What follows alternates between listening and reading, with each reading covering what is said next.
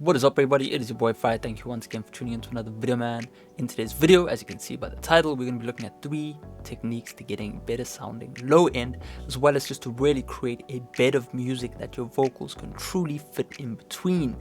I know I get a lot of emails, Instagram messages, YouTube comments asking how do I get the vocals to sit in with the beat, and I do believe that if you can master the art of really working on that foundation of your project, you can be ending up with much better sounding results. So what I have for today's video, I've got a awesome mix which I've just done. I've used a lot of outboard gear, so we will be using the GoPro just to kind of look at all the techniques that I've made use of. I'll show you some in the box stuff as well as just a few other cool tricks and techniques that you can make use of. So if you're into that, definitely stick around. Definitely make sure to smash that like button. Let's get into it. Alright, now that we're in the computer, it's time to get going. So as you can see, I got this mix in front of me right now. There's a lot going on, but really we'll just listen to the mix as it is right now. I've had to mute one of the background vocals because I needed the input for my microphone, but other than that, it is all good to go. So everything is loaded up on the console, so you're pretty much hearing exactly what the final mix sounds like to the client. We'll play it a little bit and then we'll solo the beat and then really work on all the methods I've used to get a better sound. So let's get into it. Better my way, I would never change. I said I would never change, I would never change. I said I would never change, look me in my eyes, ain't the same, this ain't a surprise, it's insane, it's a different life, it's a dream, I cannot complain like you lames, I cannot know,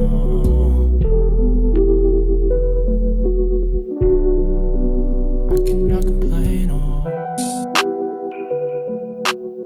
So as you can hear, if you're listening on a decent set of headphones or some decent studio monitors, you can really hear the depth and three-dimensional kind of element we have going on in our mix. So absolutely beautiful. I'm really happy with the result.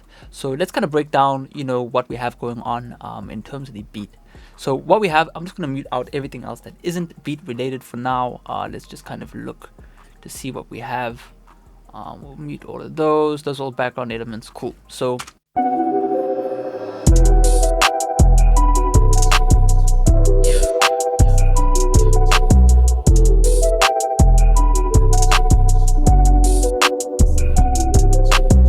sounds great, right? So yeah, man.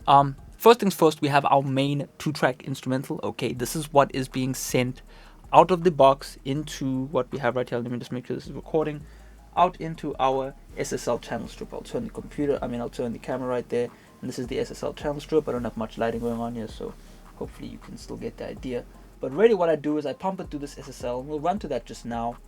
We also have a setup where we're going through another 2 channels, but we'll go to that just now as well. And then we'll also have some cool parallel compression. We'll talk about that in a moment. But to start off, what I always do, I always start off with subtraction. Okay, so what I'm going to do is I'm going to listen to the beat without anything going on, and I'm really just going to work on reducing the things that I don't like. So as you can see right here, we have this fab filter, Pro Q3 going on, and we're not really doing much EQ, right? I don't really want to change the overall tone of the beat. I just want to enhance and take away things that are annoying. So the first thing I do, I'm going to deal with the low end. So in this instance, let me just zoom in a little bit. I really did not like this 132 region. I always feel 808 sound a bit gunky over there, so I just dealt with that as needed. And then I did a bit of kind of, dealing with the piano and that kind of thing, but that's not really too important right now. The same concept applies. Add some snap to the snare, reduce some of the hi-hat, etc., right? When you only have 2 tracks to work with, you got to get creative. So that's the first thing I'm always doing, is reducing. Okay, instead of going all out overboard, adding limiters, adding compressors, I'm just simply reducing. So that would be tip number 1. Okay, tip number 2 would then be to add an SSL channel strip. I'm lucky enough to have 10 SSL EQs.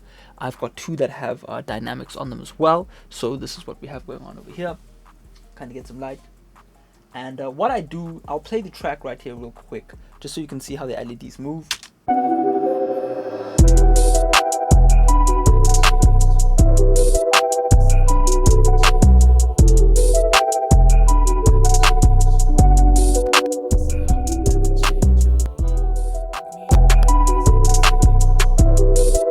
And there you go. That is obviously just proving that we actually have them going through there. I just muted them real quick. But what we start off by doing is pretty much I like to drive the line inputs, right? So this would kind of be tip number 2, going all the way down the SSL channel strip.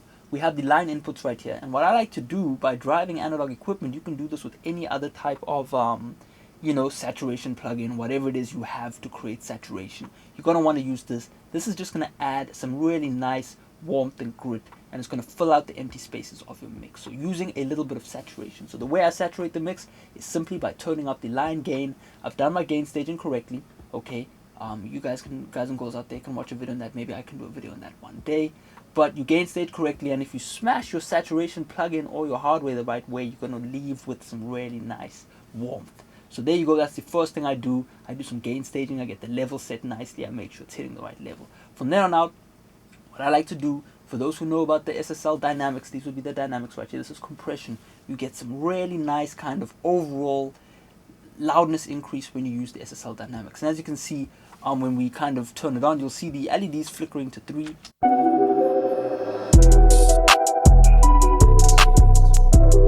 can really see the LEDs dancing with the beat. Can you not see that right there? Awesome stuff, right? So I've set the compressor up so that every time the 808 hits, we do a little bit of gain reduction, okay? Now when you set a fairly fast release, you end up getting this really nice kind of saturation sound. It just sounds really good. It kind of distorts a little bit. So again, I'm using the compressor in a creative way to add a little bit of kind of character to our track. So that's beautiful stuff. Next thing round, we would be using our filter section, okay? So this is my filter. I'm sure for the guys and girls who use the wave stuff, you would know, we can make use of the filter. So what I've done right here, you can't see it on camera, but I have simply enabled the EQ filter, meaning it is reducing, or it is getting rid of any of the bass at the lowest frequency. So that's probably going to be like 15 hertz. And I've done that on both channels. And then I just kind of get rid of some of that additional low end that I don't need. The next thing I do is I use the low pass filter, man. The SSLs are really cool. They kind of have this weird pulsec thing where, although it's reducing 12,000 hertz and above, it's filtering that off. It doesn't really filter it off. I've still got all of the top end in my track, but it does this really nice kind of analog roll-off thing, similar to what a pulsec does, but less aggressive. So that's pretty cool, right? After that, some simple EQ. Again, I'm just making use of the treble EQ. That's not really too important for this video. We want to focus on the low end. So in this instance, right, I was pretty happy with the way the low end sounded. So instead of me kind of boosting the low end, right, doing like a nice 30 hertz boost, I rather focused on around 500, 600, just to boost some of the kind of resonances in the 808 to really fill it up, because I felt that was a space that was empty in the mix. So I kind of listened, I assessed, and I felt it's time to kind of boost that, kind of fill that up so that the vocal can then fit in a much more pleasant manner. So that's our SSL EQ out the way. If I was to solo that out, so there we go, we're done with that. If I was to solo out just the 2-track instrumental, right, on its own with no parallel sends on it, you can see what it sounds like.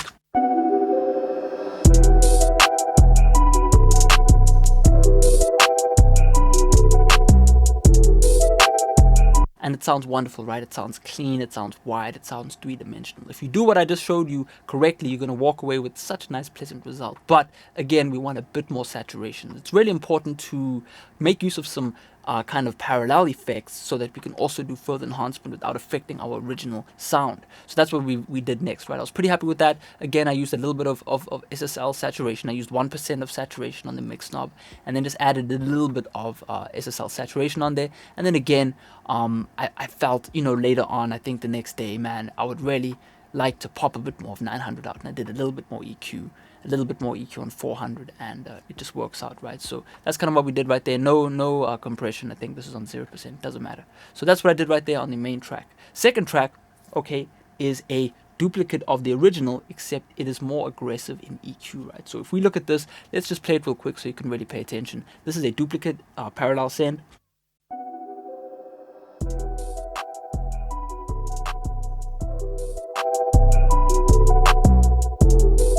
And if you pay attention, it sounds a lot darker. It doesn't sound as bright, it sounds a bit more boring. But what we have going on is we're using another 2 channels on our SSL. This is from the X-Rack. And then what I'm doing is I'm actually focusing on 600 hertz to start off. And then I'm really tweaking that 600 hertz just to emphasize the melodies, make them sound a bit more full. As you can see, I'm making use of parallel to really fill up the empty spaces, right? I'm not doing this on the main 2-track. This is a parallel send. Okay, so I boost 600, and then again I do the same on 200, about 6 to 8 dB. I at 200 to really make that kick drum knock. And then what I do is I'm boosting again 50 Hertz on both the left and right channel at about 6 to 8 dB. And we really get a nice parallel send. Now what I could have also done is saturated. I could have also distorted it, but I have distorted it on a different channel, so we'll look into that as well. So there you go. Again, I'll play that alone and then I'll blend it in with the original.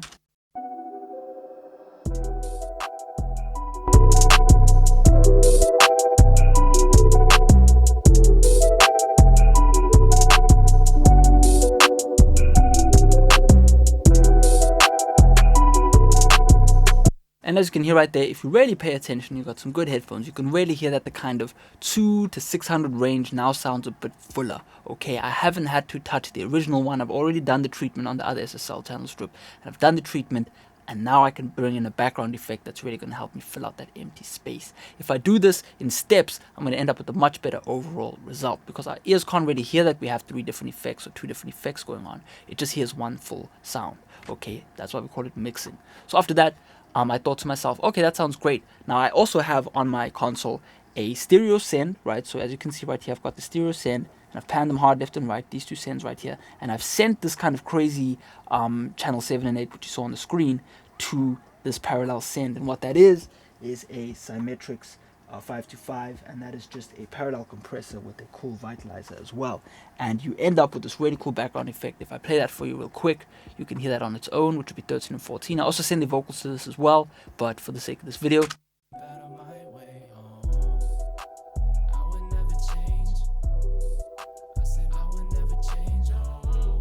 you can hear a little bit of the vocals in the background, because I also like to get a little bit of that parallel effect going on. It's a parallel send after all. I can send many different things to it.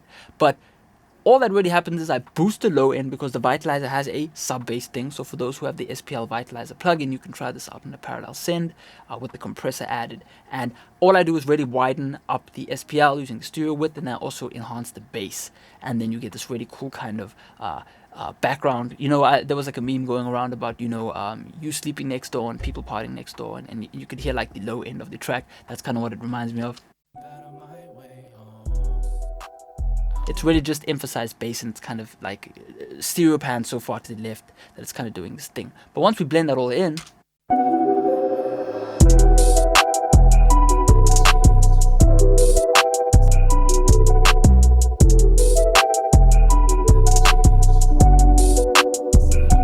already hear that we have an enhanced signal. So beautiful stuff. Again, I felt to myself, man, I really want to boost the 808 as well. I want to distort the 808. Now I do indeed have this, we'll kind of just check this out right here. I'll play the track.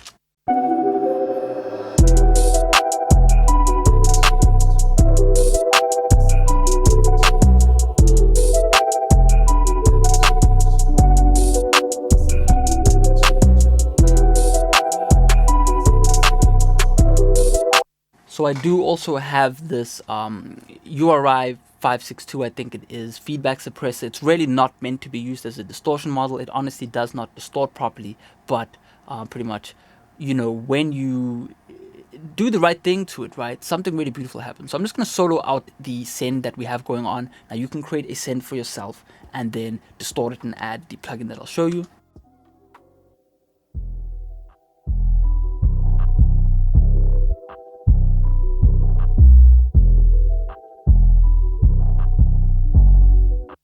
So, you know, right there you could hear that you get this amazing kind of distortion, saturation thing going on that you can't really get with the plugin, in my opinion. You can try the capitator and whatnot, but you don't really get this 3D. I mean, even though the signal is mono, I'll let you listen to it again. Even though the signal is mono, it just sounds so beautiful. It just has this really nice saturation sound. On top of that, what we do is I EQ out a lot of the top end, simply because I don't want the the snare and hi-hat to pop out. So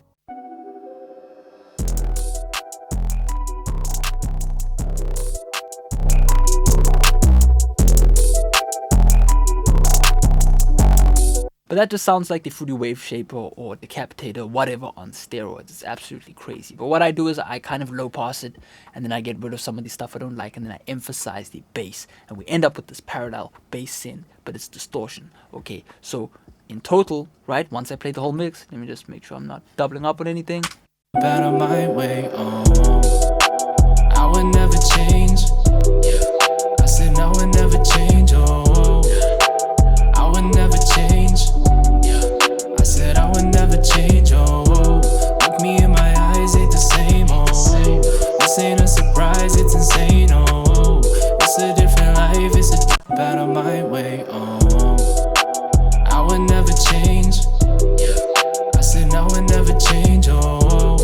right? Suddenly all the energy is gone, right? You know what I mean? So you can really hear how much of an impact this made. Obviously, if you've lasted this far in the video, you've obviously been able to hear the differences, because people that tend to not really hear these kind of minute differences are not really going to be able to achieve a better sound overall, because you're not paying attention to the fine details. Okay, this is part of mixing. Over the years, I've really learned how to kind of fine tune my ear to really hear those 4% differences, 5% differences. This is an essential part to becoming a mixer. If you really want to do this for a living, you need to be able to hear those kind of differences, parallel sends, and, you know, increase in wideness. And, you know, the amateur is going to try and make aggressive change to things that are already done.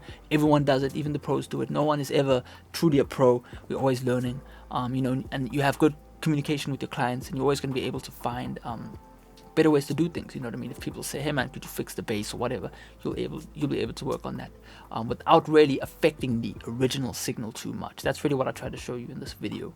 But yeah man, really cool, right? I don't know if I'm going to spend another day with this mix on the console, but if I drop this video and you do want to see something else that I've done in this mix, you can post as fast as possible, because I need to start another mix probably tomorrow. But yeah man, hopefully you learned something in this video. Definitely feel free to ask questions below. Obviously you will need to learn how to create sends for yourself, parallel sends, as well as how to substitute plugins that you may not have, or that I may have that you may not have, if you get what I'm saying. You know, using SSL EQ, Analog Obsession SSQ is free. Waves SSL is $35 these days. You know, you can get a lot of good stuff. You know, there are a lot of free saturation plugins as well that are going to help you get the kind of URI sound, kind of get that SSL saturation sound, and really widen up your mixes. So yeah man, hopefully you enjoyed this video. I'll play it once again, and then I will A/B the wet and dry. Let's go. Better my way, I would never change. I said I would never change, I would never change. I said I would never change, look me in my eyes, ain't the same, this ain't a surprise, it's insane, it's a different life, it's a dream, I cannot complain like you names, Beautiful stuff. If you stuck around, I actually have a bonus tip for you, and that is to do with the mix bus. So I have an analog mix bus, and I make use of a little bit of compression. So I'm doing a little bit of compression right here to really tame the 808.